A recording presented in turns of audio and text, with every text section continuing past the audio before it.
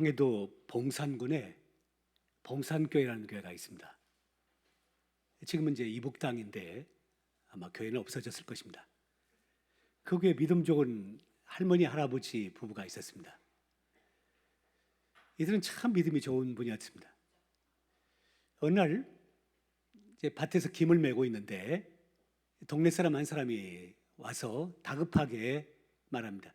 할아버지, 할아버지, 큰일 났습니다. 할아버지 집에 지금 불이 났습니다. 불이 났어요. 그 소식을 들은 이 할아버지 할머니는 우선 당황하지 않습니다. 곧장 집으로 달려가지 않았습니다.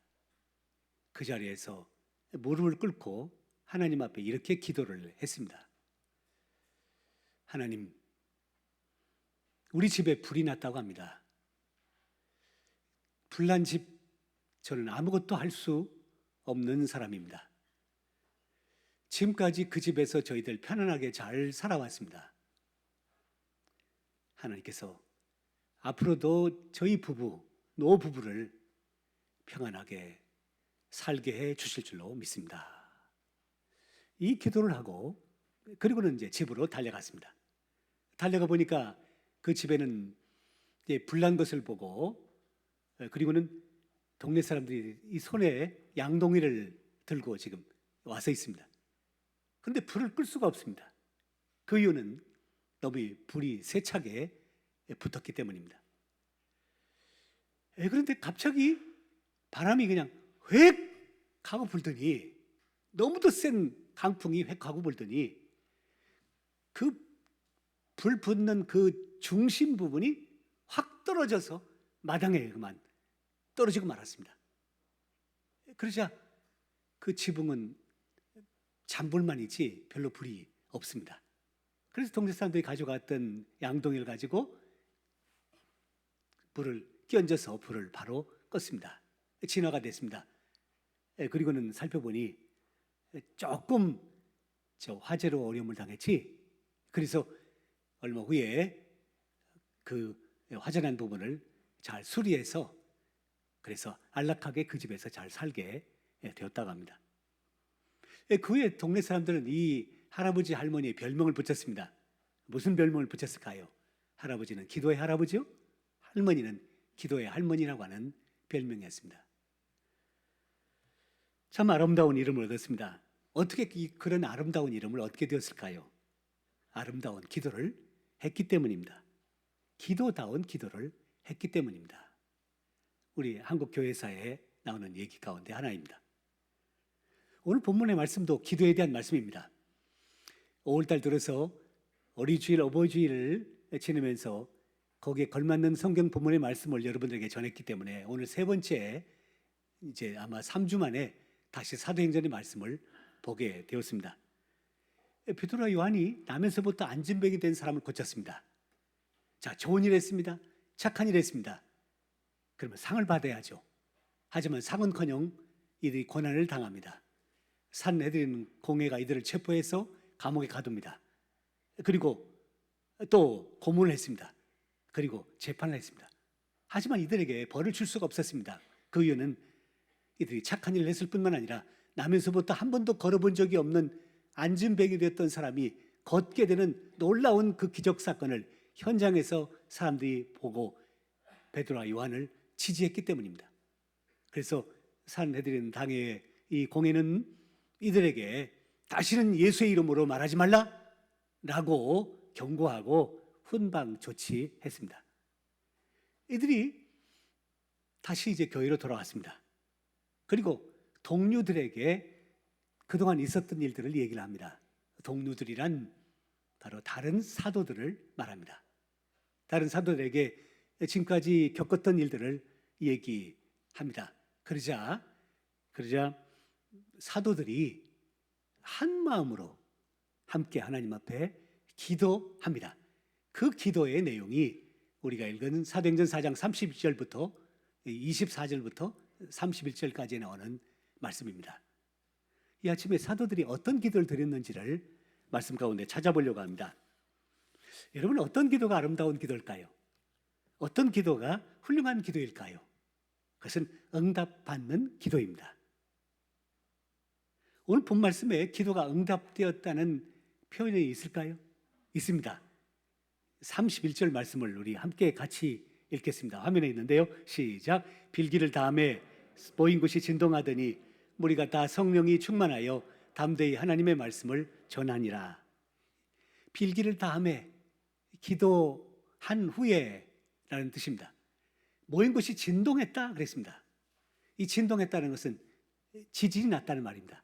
물론 강력한 지진이 아니라 터가 조금 움직이는 이런 약한 지진입니다.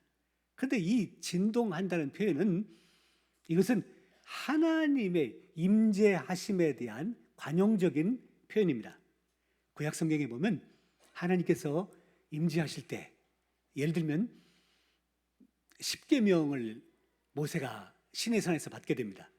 그때 시내산에 올라가서 하나님의 말씀을 받을 때 그때 하늘이, 땅이 진동했다 라고 말합니다.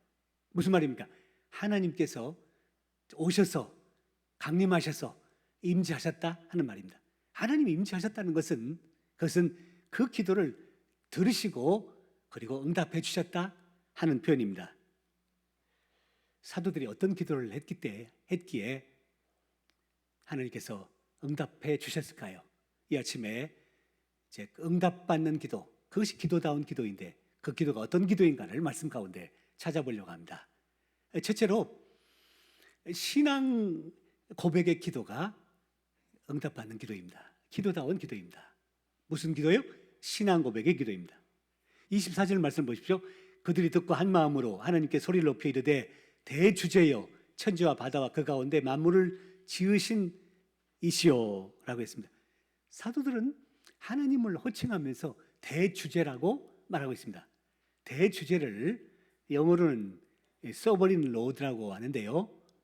주제라는 말은 옛날 과거에 종이 주인을 부르는 호칭이 주제입니다. 조그만 집을 가지고 있어서 관리하는 주인이 아니라 웬만큼 아주 큰 집을 가지고 있으면서 여러 하인들과 종들을 거느리고 있는 주인을 가리켜서 종들이 말할 때 주제라고 이렇게 부릅니다. 그런데 제주제라는 말은 천지를 창조하시고 역사를 주장하시고 그리고 다스리시는 그 분을 향해서 부르는 호칭이 바로 대주제입니다. 사도들은 한때 하나님을 대주제라고 신앙 고백하지 못한 때가 있었습니다. 그때가 언제인 줄 아십니까? 그것은 예수님께서 십자가에 달려 계실 때입니다.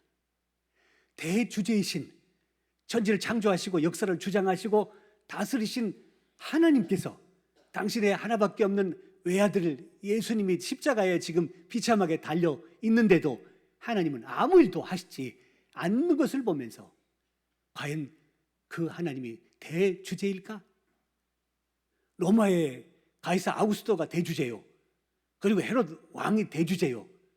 그리고 가이사 아우구스토가 파송한 빌라도 총독이 대주제인 것처럼 보였습니다. 그래서 하나님을 대주제라고 고백할 수 없었을지도 모릅니다. 하지만 역전되었습니다.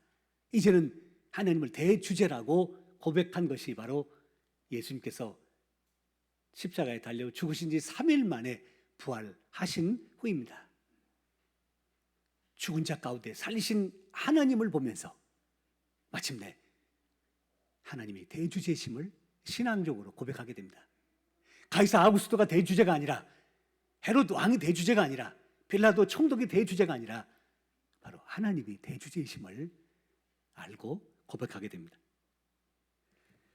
그래서 오늘 본문에 사도들이 하나님 앞에 기도하면서 하나님에 대한 호칭을 뭐라고 부릅니까? 대주제요 라고 말하고 있습니다. 이것은 하나님이 누구신가에 대한 신앙 고백입니다. 좀 더 자세히 살펴본다고 한다면 24절부터 28절까지의 말씀에 이 대주제가 어떤 분이신가를 성경에서 말씀하고 있는데 세 가지로 얘기합니다. 첫째, 창조의 하나님이라고 말합니다. 24절 하반절 보십시오. 대주제여 천지와 바다와 그 가운데 만물을 지으신 이시요. 만물을 지신 분, 창조의 하나님입니다. 두 번째, 하나님 어떤 분이시라고요? 계시 하나님입니다. 25절 26절 말씀에 보면 지금으로부터 3000년 전입니다. 다윗 시대입니다. 성령께서 다윗의 마음을 감동시키셨습니다. 그래서 다윗이 예언합니다. 하나님의 말씀을 예언적으로 전합니다. 계시의 말씀입니다. 그 말씀이 이 말씀입니다. 어찌하여 열방이 분노하며 족속들이 허사를 경영하는고 세상의 군왕들이 나서며 관리들이 함께 모여 주와 그의 그리스도를 대적하도다. 예수 그리스도가 앞으로 장차 오실 터인데 그가 고난받을 것이다 하는 계시의 말씀을, 예언의 말씀을 다윗이 1000년 전에 전하고 있습니다. 다윗의 그 지혜로 전한 것이 아닙니다. 다윗의 학문으로 전한 것이 아닙니다. 성령님께서 그에게 감동시키셔서 가능한 것입니다. 세 번째 하나님은 성취 하나님입니다. 27절 말씀 보십시오. 과연 헤롯과 본디오 빌라도는 이방인과 이스라엘 백성과 합세하여 하나님께서 기름 부으신 거룩한 종 예수를 거슬러, 무슨 말입니까? 저 다윗이 예언했던, 하나님이 일찍이 계시하셨던 그 말씀, 헤롯과 본디오 빌라도가 이방인과 이스라엘 백성들과 합세하여 그리스도 메시아를 죽인다 라는 이 말씀이 과연 이루어졌다는 것을 말씀하십니다. 즉 성취하신 하나님, 이루신 하나님입니다. 그렇게 볼 때 하나님은 어떤 분이십니까? 창조의 하나님이요, 그리고 계시의 하나님이요, 그리고 성취의 하나님이십니다. 이 세상을 만드시고 역사를 다스리시고 통치하신 하나님. 오늘 본문에 나오는 하나님에 대한 새 글로 된 호칭으로 말한다운 대주제 하나님입니다. 이 세상에 어떤 일도 하나님의 손길 바깥에서 이루어지는 일은 없습니다. 모두 다 하나님의 손길 안에서 이루어집니다. 왜 그럴까요? 하나님께서 바로 대주제이시기 때문입니다. 창조하시고 다스리시고 통치하시고 주관하시는 분이 바로 하나님이시기 때문입니다. 구약의 모세를 보십시오. 모세가 태어났습니다. 하지만 바로 왕의 왕명이 있었습니다. 무엇입니까? 여자아이가 태어나면 살려주고 남자아이가 태어나면 죽이라고 하는 것이었습니다. 하지만 모세의 부모는 이 아이를 살립니다. 하지만 3개월까지 밖에는 돌볼 수가 없었습니다. 3개월이 되자 이제 아이의 목소리가 커지거든요. 그래서 이 아이가 그 집에 있다는 것을 알고 이제 그 아이뿐만 아니라 그 집에 있는 사람들까지도 다 어려움을 당할 수밖에 없기에 아이를 나일강에 띄웁니다. 여러분, 갈대 상자에 아이를 담아가지고 나일강에 뿌리는 이 부모의 심정이 어땠을까요? 어떻게 이 아이를 나일강에 거기에 띄울 수 있었을까요? 이판사판입니까? 집에 있어도 죽을 것이요 나일강에 띄워도 죽을 것이니 그냥 나일강에 띄워야 되겠다라고 생각하고 지금 나일강에 띄운 것일까요? 그렇지 않습니다. 오늘 본문의 말씀으로 해석해 본다고 한다면 모세의 부모는 하나님을 대주제 하나님으로 고백한 신앙 고백 때문입니다.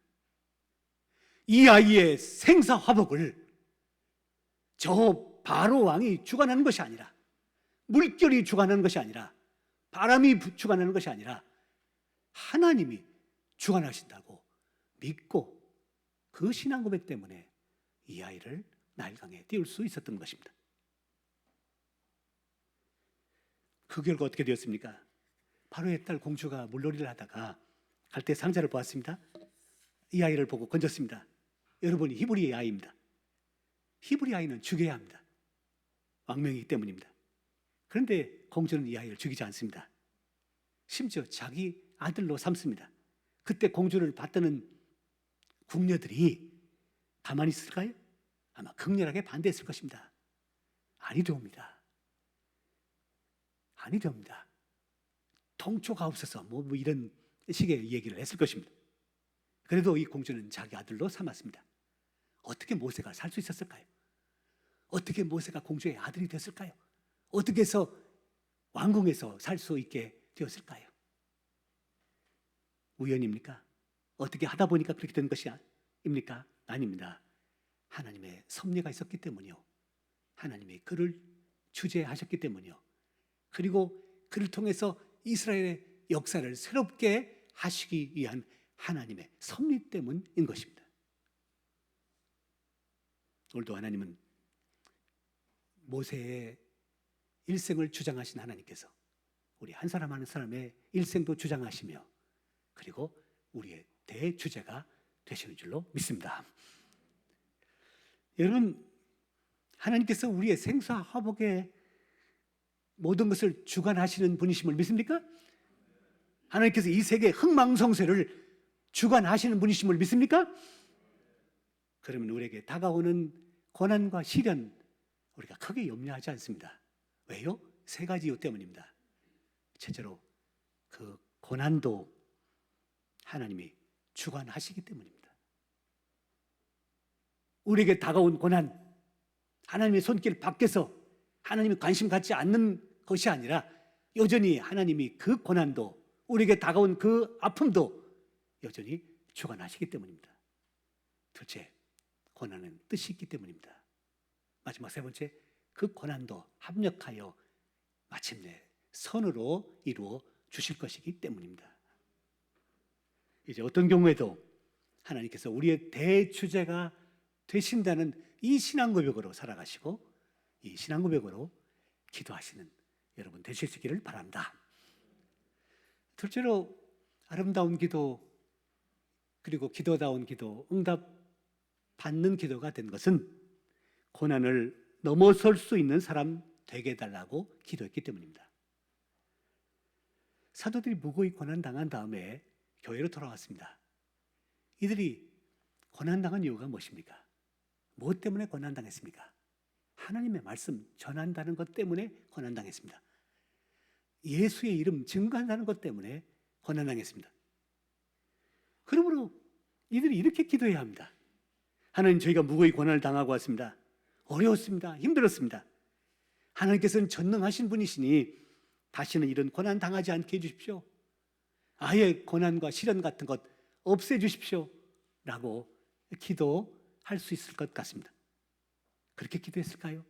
아닙니다. 29절 말씀을 보실래요? 우리 29절 말씀 같이 읽겠습니다. 시작. 주여, 이제도 그들의 위협함을 굽어보시옵고 또 종들도 담대히 하나님의 말씀을 전하게 하여 주시오며. 이들이 하나님의 말씀을 전한 것 때문에 고난당했는데, 그래서 옥에도 갇히고 고문도 당하고 재판도 받았습니다. 그런데 여전히 담대히 하나님의 말씀을 전하게 해달라고 기도하고 있습니다. 무슨 말입니까? 고난에 굴하지 않고, 고난에 주저앉지 아니하고, 시련에 넘어서지 아니하고, 고난을 넘어설 수 있는 사람 되게 해달라고 기도합니다. 여러분, 주님께서 다시 오실 때까지 이 세상은 어떤 세상일까요? 악이 없고 악한 자가 없는 세상일까요? 그런 세상이 되면 얼마나 좋겠습니까? 이제 하나님의 백성된 우리들에게 주님께서 다시 오실 때까지, 그때까지 이 세상은 악도 없고 악한 자도 없고 그런 세상이면 얼마나 좋겠습니까마는, 그러나 그런 세상이 아닙니다. 악도 있고 악한 자도 있습니다. 그래서 악과 악한 자로 인해서 고난과 시련이 계속될 것입니다. 이것이 하나님께서 보시는 이 세상에 대한 역사관이십니다. 이것이 세상을 향하신 세상관이십니다. 다시 말하면 고난이 없어지지 않는다는 것입니다. 시련이 사라지지 않는다는 것입니다. 어려운 문제가 없어지지 않는다는 것입니다. 그렇다고 한다면 우리가 어떻게 기도해야 할까요? 고난 넘어설 수 있는 사람 되게 해달라고, 시련 극복할 수 있는 사람 되게 해달라고, 어려운 문제 해결할 수 있는 지혜와 능력을 주시라고, 이렇게 하나님 앞에 기도해야 하는 것입니다. 그래서 사도들이 담대히 하나님의 말씀을 전하게 해달라고 기도했던 것입니다. 이것이 바로 기도다운 기도입니다. 물론 필요 없는 고난과 시련은 반드시 없애 주실 것입니다. 사도들의 사명은 하나님의 말씀을 전하는 것이었습니다. 그렇다면 우리들의 사명 또한 하나님의 말씀을 전하는 것입니다. 사도들은 하나님의 말씀을 담대하게 전하게 해달라고 기도했습니다. 그렇다면 우리들도 하나님의 말씀을 담대하게 전하게 해달라고 기도해야 합니다. 여러분 요즘 그렇게 기도하십니까? 하지만 코로나19 때문에 담대하게 하나님의 말씀을 전하게 해달라고 하는 기도 잘 드리지 못하고 있는 것이 오늘 우리의 현실입니다. 전도하려면 상대방을 만나야 합니다. 그리고 그에게 복음을 전해야 합니다. 그리고 손을 펼쳐서 그의 손을 잡고 교회에 나와야 합니다. 하지만 이것이 현실적으로 대단히 어려운 상황입니다. 요즘 하도 언론이 이런 얘기를 많이 합니다. 교회 가면 코로나에 감염된다? 만약 교회 갔다가 감염되기만 하면 치료비는 물론 다른 여타의 비용까지 구상권을 청구할 것이다. 수백만 원이 될 것이다. 그것이 무서워서 그래서 교회에 나오지 못하고 더 나가서 복음을 전해도 나오려고 하지 않는 것이 믿지 않는 사람의 일반적인 모습입니다.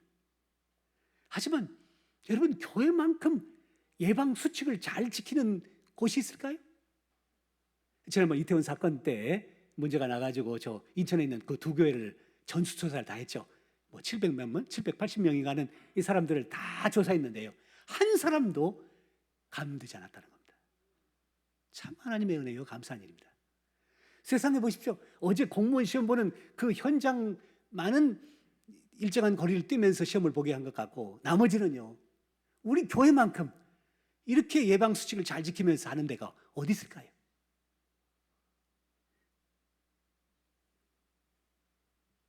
그럼에도 불구하고 안 믿는 사람에게 교회 갑시다 라는 말을 하기가 어려운 것이 오늘의 현실입니다. 이제 어떻게 해야 할까요? 우리도 사들과 같이 이렇게 기도해야 하지 않겠습니까? 하나님, 이런 어려운 실정 가운데 있지만 그래도 사도들처럼 담대하게 하나님의 말씀을 전하게 해 주십시오 라고 기도해야 할 것입니다.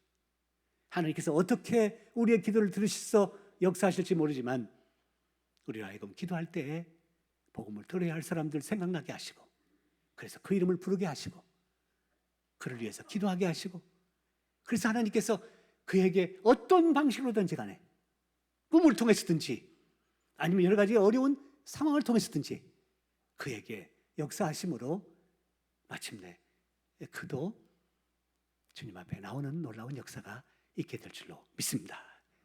하나님의 말씀의 역사를 우리는 믿기 때문입니다.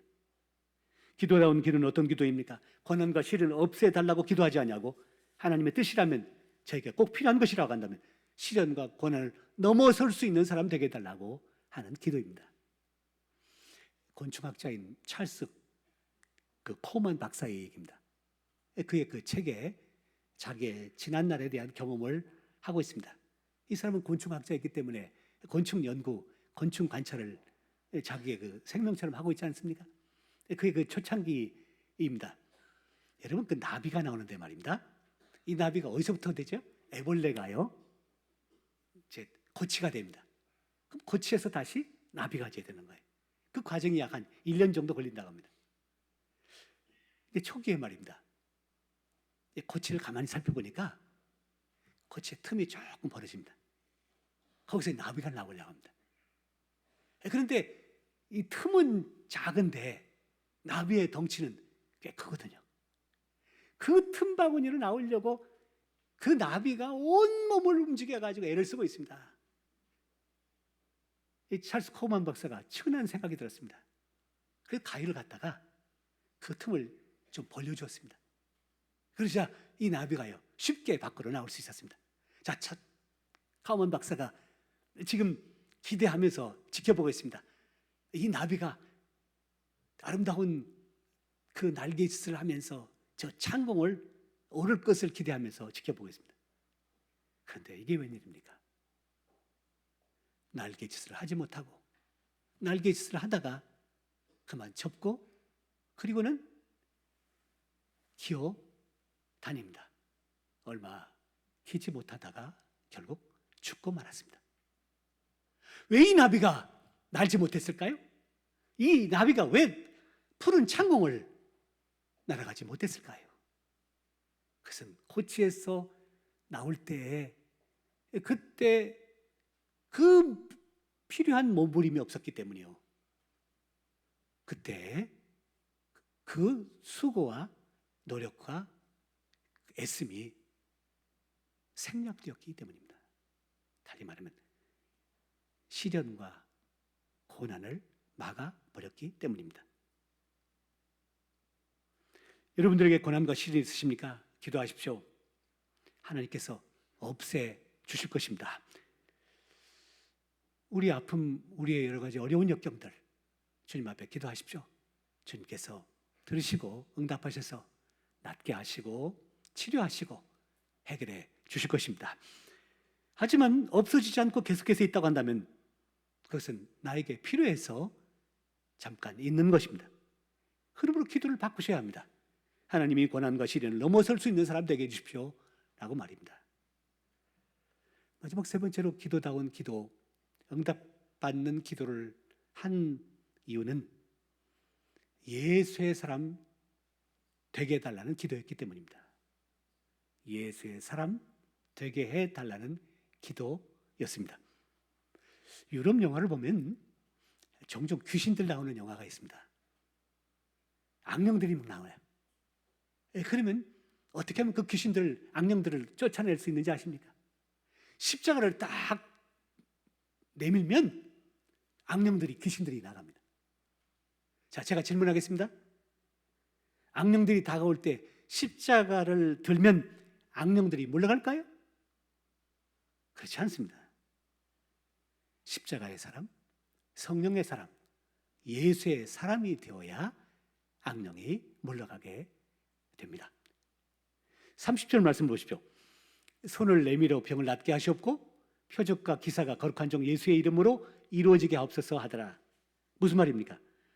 예수의 이름으로 손을 내밀 때 병이 낫게 하시고 예수의 이름으로 표적과 기사가 일어나게 해 주십시오 라고 기도하고 있습니다. 예수의 이름을 댔다고 병이 낫거나 표적과 기사가 나타나는 것은 아닙니다. 예수의 사람이 되어야 가능한 법입니다. 1904년 영국의 웨일즈 지방에서 있었던 일입니다. 그의 아버지는 목사님이었고 그 아들이 있었는데 그 아들 이름이 에반 존 로버트입니다. 이 에반 존 로버트는 광부입니다. 거기가 이제 그 광산이 많았던 모양입니다. 이제 광부의 삶을 살고 있었습니다. 그가 중심으로 해서 광부들 몇 사람이 함께 모여서 기도의 모임을 갖게 됩니다. 머리끝부터 시작해서 발끝까지 새카만 이 광부의 사람들이 기도회를 모이고 기도했다고 한다면 어떤 기도를 했을까요? 아마 이런 기도를 했을 것입니다.